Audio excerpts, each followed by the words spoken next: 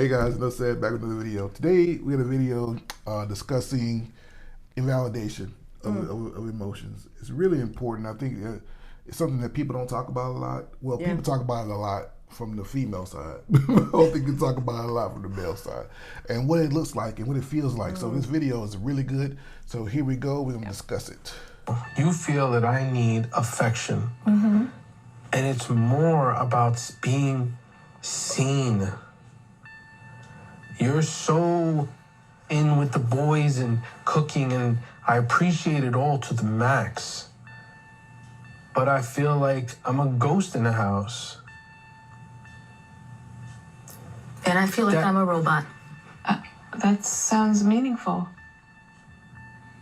That I'm a robot and that he feels like a ghost? No. I heard Drew say that when you say he needs affection, you're not hearing him.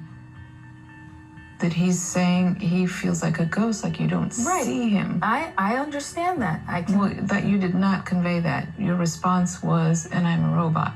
And that is an issue. It's always but. This is probably one of the top 3 things couples come to us about. The problem that I have with it, and I'll jump in with you in a second here, is that women are very much so in tune with their emotions, but they're in tune with it from a one-way street, and that's what we don't want. People don't like to admit that. People don't like to talk about it. I grew up in like the hip hop era, right? Yeah. And, when I say grew up, I'm like a teenager in the '90s, like early '90s. And gangster rap came on the scene, and it was like hyper masculinity, where nothing bothers you, nothing ever, and that's the kind of the era that a lot of men my age group grew up with. Now the newer generations are saying we want men to talk about their feelings, but your average woman is ill prepared to hear the truth come from a man's mouth. You can not like it, but I got 12 years of coaching up under my belt. I can tell you that the average woman is ill prepared to hear the truth come out of a man's mouth.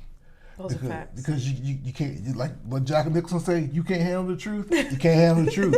Because soon as that is exactly what happens. As soon as a man starts to tell a woman what she's doing wrong, how he feels, and what she does, deflection. It is It's innate. It's innate. It really is. And I watch women from all races, women from all walks of life, all socioeconomic statuses do it right here in my home or on Zoom.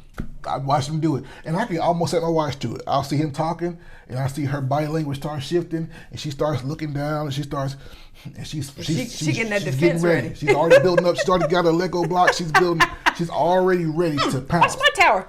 Yeah, and then as soon as he starts speaking and takes a breath, in his mind, and then you wonder why he stops talking. You wonder why he shuts down. Cause why? Why am I gonna say pour my heart to somebody who doesn't even care? Because that's the way it feels. It's like you don't care. Yeah. But you're expected as a man to somehow be this super hyper masculine guy, but also be super sensitive. Those two things cannot exist in the same place. Yeah. And so, if you want a man that's got some emotional intelligence behind you, be careful what you're asking for. Are you ready for that? Are you able to handle a man that can actually express himself? Yeah. And demand something from you? Ooh. Are you ready for that? Because the truth is, if I tell her, this is how I feel about this, and this, and you keep that deflection stuff going on, okay, I got you. When I shut you off, don't get mad at me, because I try to tell you. Yeah. And unless and until you start listening, guess what? There's a wall for you. What do you think? I think we as women have been groomed to be poor listeners. Yeah. We really are and it's not to bash women and say, oh man, I can't believe you don't even like women. It's not that. It's that I'm a woman that is honest with who we are. I see us, and I'm not gonna paint this rosy picture when it's just not true.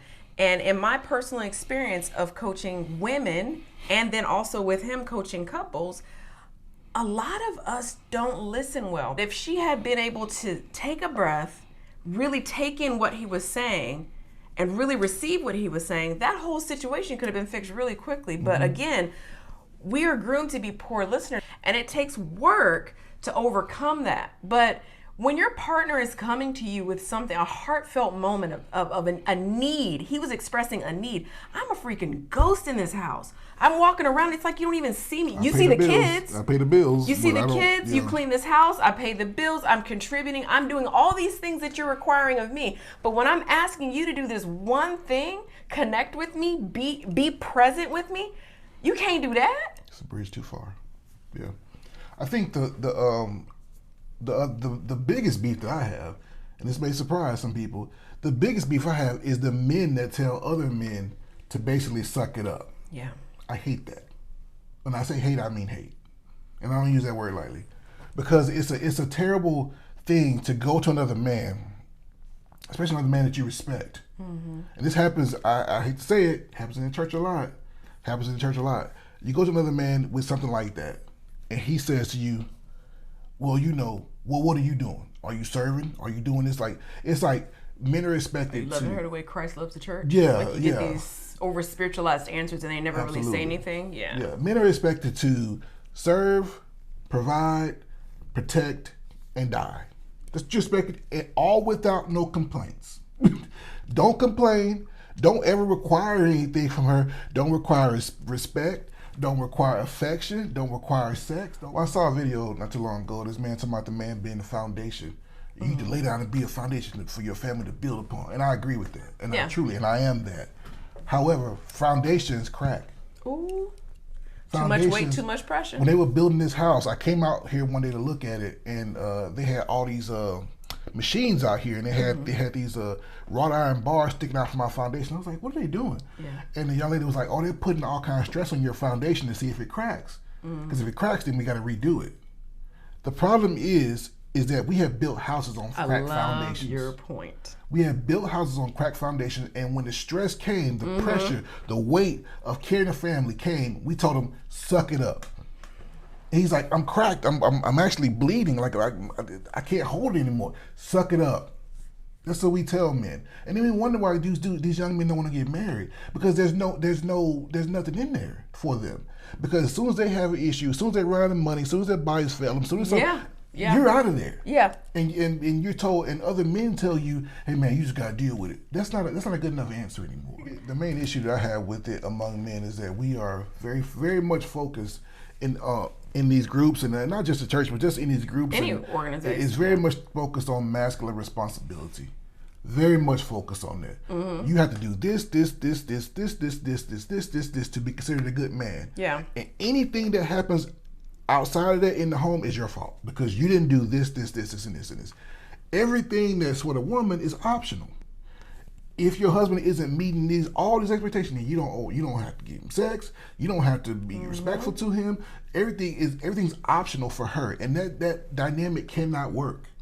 There are things that are required of my wife for me. There are things that require her is quid pro quo. Mm-hmm. This for that.